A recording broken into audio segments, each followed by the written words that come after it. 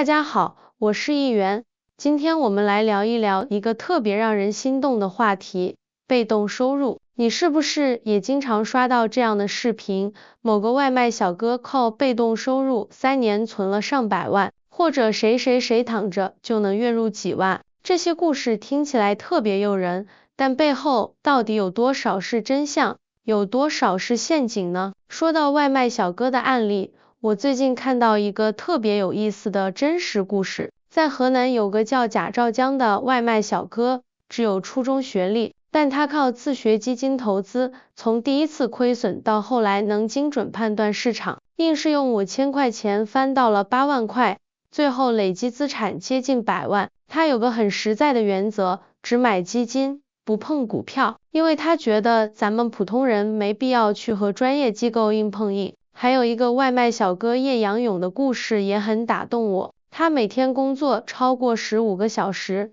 靠着送外卖用了17个月还清13万债务，后来还开始做短视频分享经验，鼓励别人用劳动赚钱。不过议员想说的是，这些听起来很励志的故事，背后其实都是实打实的主动投入，要么是花大量时间研究投资，要么是拼体力跑单子。所以你看，所谓的被动收入，根本不是我们想象中躺着赚钱那么简单。更让人深思的是，有些故事可能被过度美化了，比如网上流传的外卖小哥靠被动收入3年存100万这种说法，其实更多是博眼球的营销噱头。议员觉得，咱们得擦亮眼睛，分清哪些是真实案例，哪些是人为编造的传奇。说到这里，我又想起另一个让人心疼的真实案例，有个叫张伟超的外卖小哥，为了给患病的儿子赚医疗费，他从江西到上海送外卖，有一次因为送餐超时被顾客取消订单，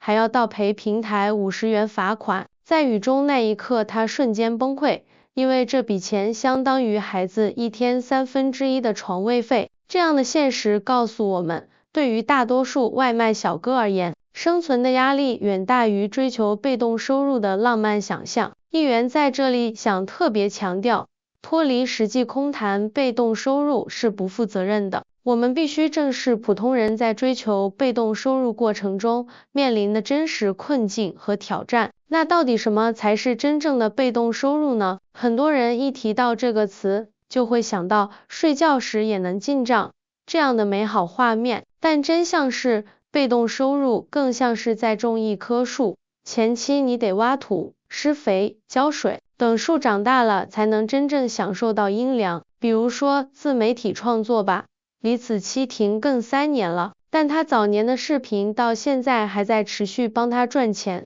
还有人花几年时间写一本书，出版后的版权收入能持续几10年。但你想过没有，这些东西前期要投入多少心血？写一本书可能要熬无数个夜晚，拍视频得学剪辑、找选题、培养粉丝。议员觉得，被动收入的核心真不是不干活，而是把一次的劳动成果变成能反复创造价值的资产。这就像你盖一个自动售货机，得先组装机器、找地方、通电调试，之后它才能24小时不间断的卖饮料。被动收入的本质其实就是构建一个能脱离个人时间和体力投入的收益系统。具体来说，可以通过资产投资，比如基金定投、股票分红，或者是知识技能变现，比如制作电子书、线上课程，还有内容创作，像是短视频运营、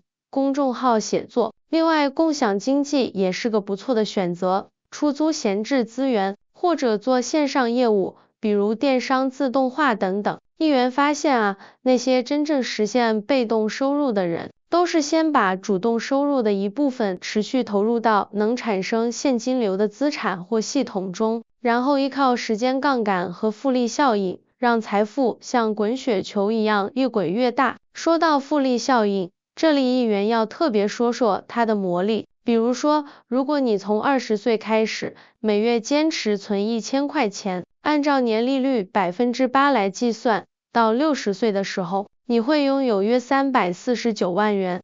但如果你从30岁才开始存同样的金额，到60岁就只剩下约149万元了，足足差了200万元，差了1倍还多。这就是复利的时间魔法，越早开始规划，越能享受到后期财富加速增长的乐趣。被动收入的构建也是同样的道理，前期可能进展缓慢，甚至感觉不到明显效果，但只要系统搭建完成，后期就会呈现出指数级的增长。不过在追求被动收入的道路上，我们更要警惕那些打着被动收入幌子的陷阱。现在市面上真的有不少坑人的套路，比如有些平台鼓吹投资黄金生金蛋，结果等投资人投入资金后，平台就直接跑路了。还有微商吹嘘拉代理就能躺赚，实际上还是要你不停的发朋友圈囤货。议员见过最离谱的是有人卖被动收入课程，自己却天天更新公众号来赚钱，这哪是什么被动收入，分明是主动割韭菜嘛。这些陷阱往往都是利用人们想要走捷径的心理，大肆宣传轻松暴富的概念，但真正靠谱的被动收入，哪个不需要前期的沉淀和积累？所以议员在这里要提醒大家，千万别相信什么零成本躺赚的鬼话，要是真这么容易，全世界不都是富翁了？还有一些陷阱伪装成优质项目，比如号称高回报的理财平台或者加盟店。我最近看到有文章提到，有人花6800元考取全媒体运营师证书，结果接单时发现客户根本不在乎证书，只看实际作品集。还有人的表姐加盟某个品牌，投入38万的投资，仅3个月就不得不关停。这些活生生的案例都揭示了一个残酷的真相，许多所谓的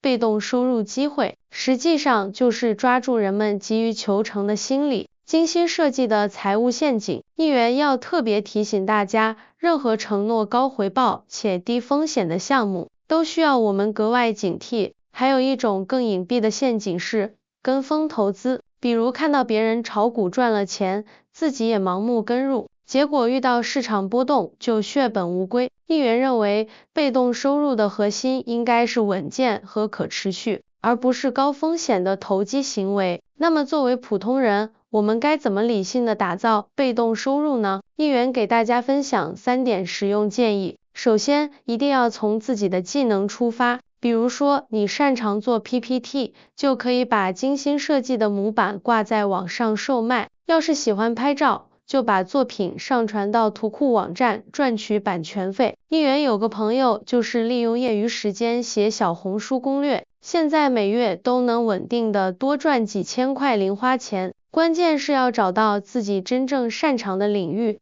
把个人经验封装成可复制的产品或服务。比如，如果你是老师，就可以把上课内容制作成网课；如果是设计师，可以把作品模板化进行销售。其次，一定要用小成本来试错，可以先拿闲钱试试水，比如定投基金、购买分红股，但要牢记一个原则，即便亏损了也不能影响基本生活。议员建议普通人可以从每月500到1000元的小额投资开始，选择比较稳健的基金或理财产品，坚持长期定投，比如说定投指数基金，利用复利效应，坚持3到5年后很可能积累下可观的资产。在尝试新的被动收入渠道时，一定要控制好初期投入，避免因为失败而影响正常生活。最后，千万不要看不起小钱，很多人总想着一把梭哈，但被动收入最核心的逻辑就是积累，就像滚雪球一样，一开始可能很小，但只要坡道足够长，就能越滚越大。议员发现，很多人放弃被动收入计划，就是因为短期内看不到显著回报，但真正的财富积累最需要的就是耐心。比如说，通过创作数字内容获取收益，可能前期收入确实微薄，但随着时间推移，优质内容的长尾效应会带来持续不断的收入。所以